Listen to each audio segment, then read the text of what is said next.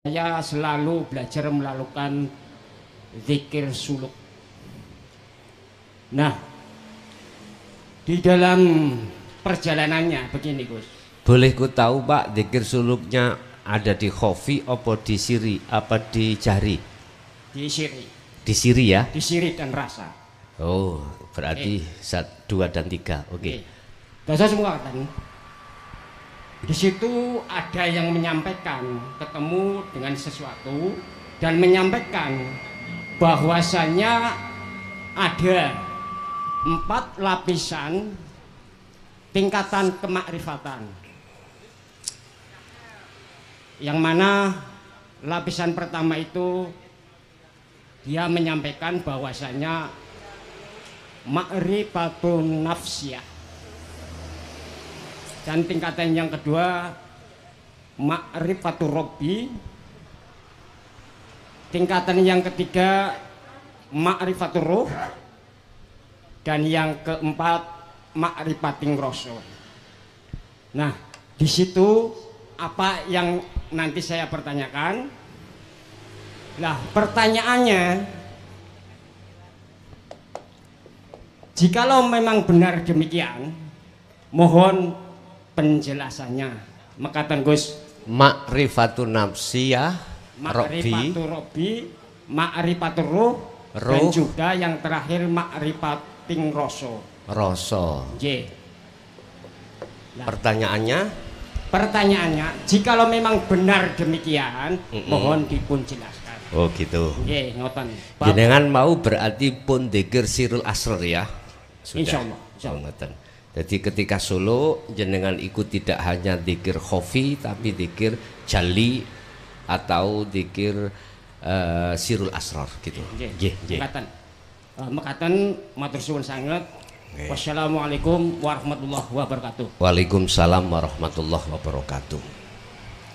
Ketika si Salik melakukan suluk dalam rangka wusul pada Allah, itu ada beberapa sejarah atau pengalaman, yang pengalaman itu ada di alam mukasyafah.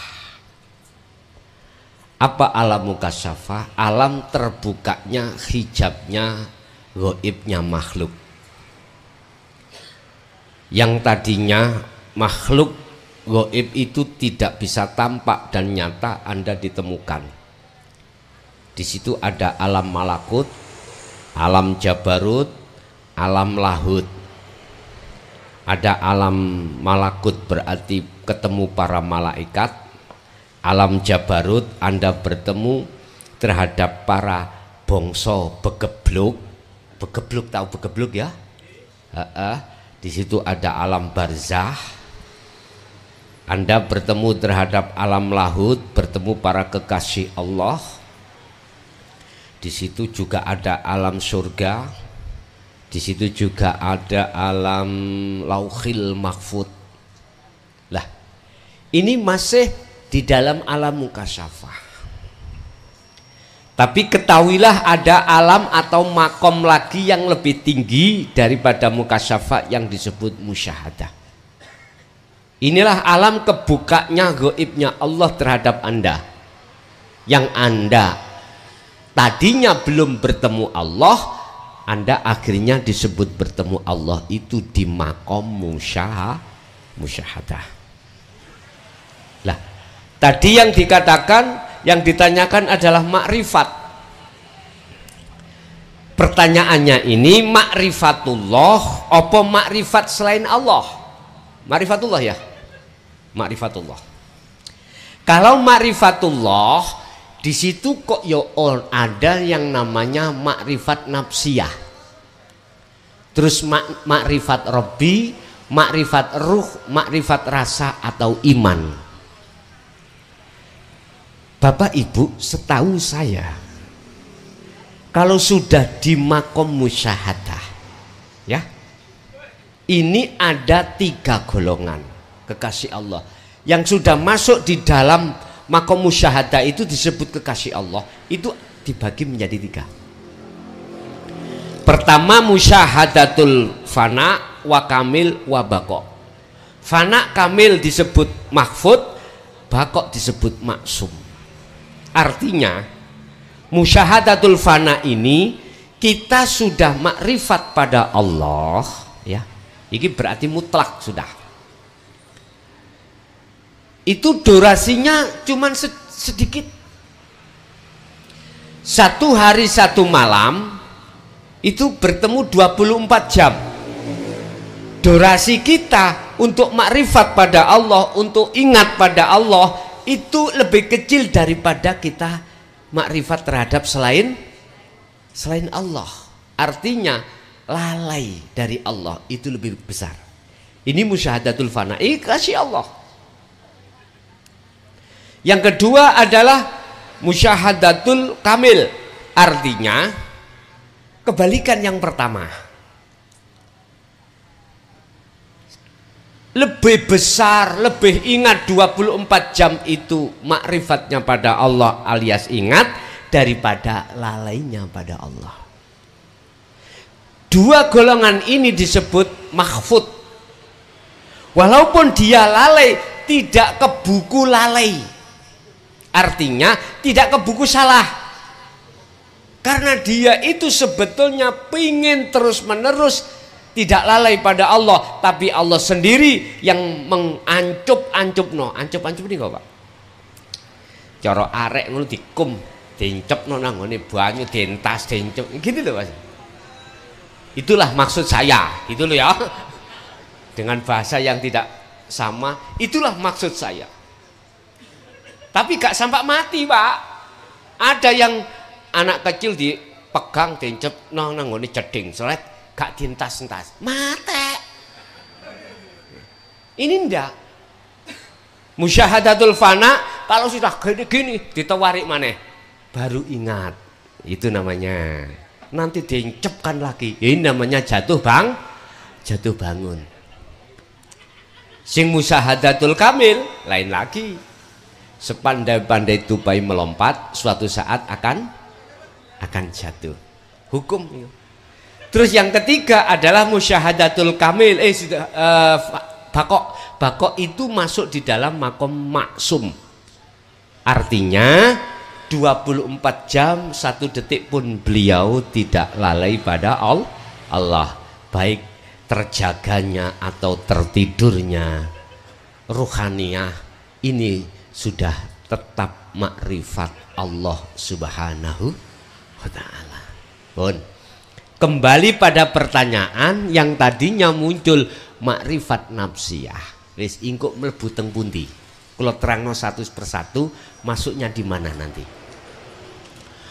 Makrifat nafsiyah ini ada kaitannya dengan man nafsahu, man arofa nafsahu. Sing sapa wonge kenal ning awake. Artinya apa Pak? Menetapkan sifat niki. La haula wala quwata. Nek kita itu di dalam diri sudah merasa seperti ini tadi loh. Berarti sudah kenal dirinya. Sudah makrifat nafsah. Nafsiyah. Dirinya. Maksudnya menetapkan sifat hakikatnya hamba pada hamba. Ini kalau ini sudah kita lakukan, maka fakot arofa robbahu. Artinya makrifat Rabbi, makrifat terhadap Tuhan. Artinya urip iki ternyata dudu uripku makhluk, tapi uripku Allah.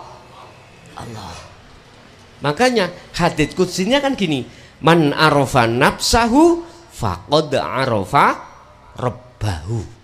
Sing sapa wonge, barang siapa yang kenal dirinya, maka dia betul-betul kenal Tuhannya.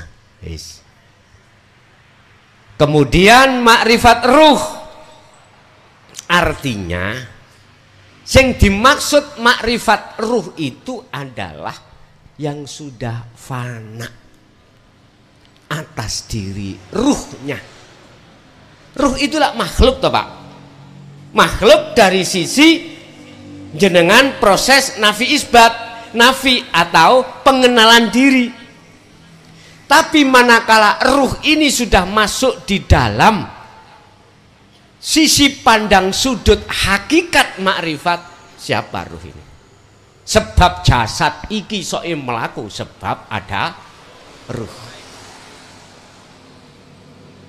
Siapa ruh itu tadi? Pertanyaannya, apakah ruh itu Allah? Kantun melihat sampean dari mana?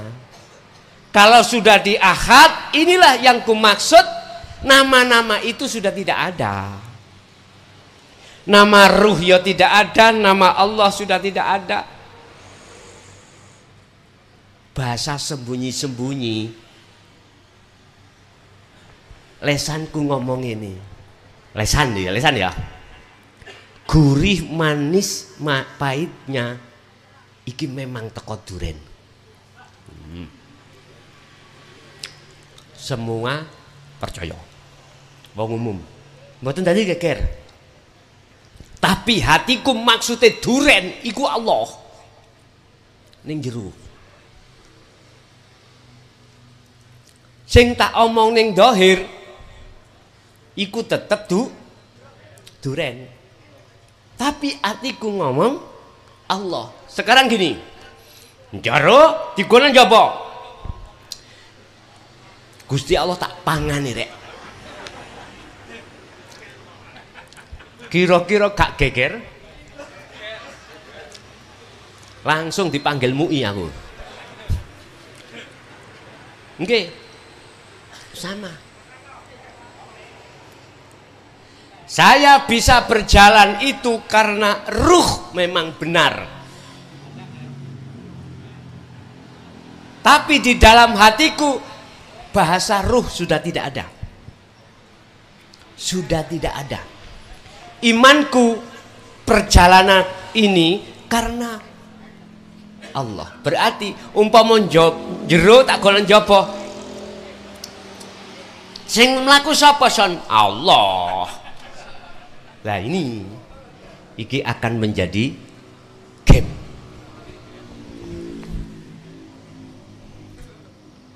Pernah yang katanya cerita masalah sesiti jenar seperti itu. Dulu kak didunungno, akhirnya gegeran. Sekarang didunungno, ngene lho, ojo kesusu muring-muring dhisik ya. Jangan marah-marah dulu. Kira-kira apabila tidak ada Allah pada diriku, apa jasmani iki bisa melaku? Ayo jawaban. Orang-orang yang tidak ingin bertemu Allah, jawaban.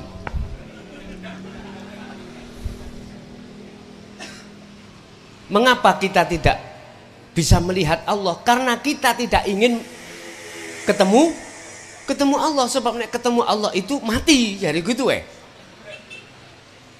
Mengapa kita tidak mau tidak bisa melihat Allah? Karena kita diajak untuk melihat Allah itu tidak mau. Loh itu loh persoalannya. Jadi Pak, makrifat ruh itu maksudnya adalah keruhaniahmu itu sudah Allah. Paham nggih? Lah, mengapa itu kok muncul rasa iman? Itu bentuk cahaya yang dipasang oleh Allah, diletakkan oleh Allah di dalam jagatnya hatinya seseorang. Yang seseorang yang hanya dikehendaki nurun ala nurin yahdillahu linuri mayyasha. An-Nur ayat 35. Cahaya makrifat ini hanya dinyalakan oleh Allah terhadap hambanya yang dikehendaki.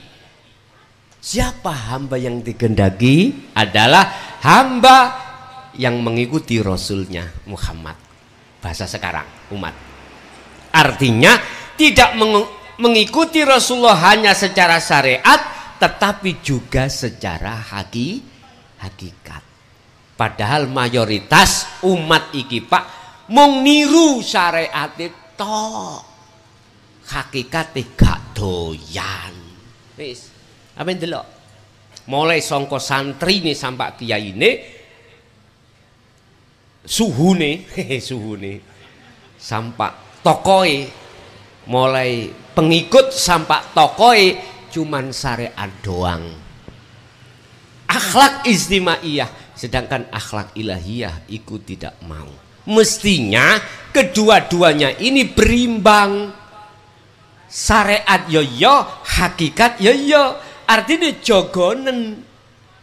Fattabi'uni yuhibbukumullah, kata Rasul, nek kau mau mengikuti aku, yuhibbukumullah, mesti kau dijadikan Allah sebagai kekasihnya. Alhamdulillah. Terus kesalahan saya, syirik dos pundi? Ya Rasul, saya setiap hari itu ngeloni purel. Dosane sak endi iki, ya Rasul? Wa yaghfir lakum tunubakum, dosamu sing jaba dohir iki mau sing bendina kelon ambek purel. Aku tak ngadep rondo, aku ngono wedok. Ambek dosane rohku, atiku nyekutokno Allah dengan duren iku di ngapura. Penak to? Penak nek manutaku terus Kanjeng Nabi. Lha wis penak ngene ora gelem dikon penak. Lho gak bayar lho padahal Pak. Mboten bayar. Mboten bayar. Ilmu iku mboten bayar. Karena iki ilmune Allah, sangka Allah sing genahno ya Allah, kita lho tinggal mangap ngelek mari ngono tok. Nggih. Zaman biyen sampean cara sego durung mateng, Pak. Sik mumet-mumet goleki jawabane. Sakniki laksana nasi sudah matang, sudah ready, gak usah sampean muluk, gak usah kari mangap. Mangap kok. Dijejelno, leken, ngono disemburno kok. Lah iki we aku mang disemburno asu ngono ya. Enggak apa-apa, Bos. Ya nek asu tak pangane sih. Gak gelem yo tak kekne nang liya. Ngoten mawon lah lapo repot. Artine kuwi nek gak doyan ya gak apa-apa. Tak blokir. Wis. Penak wis. Tak kekne sing doyan, saya kasihkan pada yang mau. Ngene repot-repot. Nggih. Jadi begitu Pak ya. Wis sampean simpulno dhewe. Mulai nafsiyah sampai iman masuk di mana? Intinya gini, keempat ini yakin masuk di dalam musyahadatul fana, kamil dan bakok begitu. Nggih, ada lagi.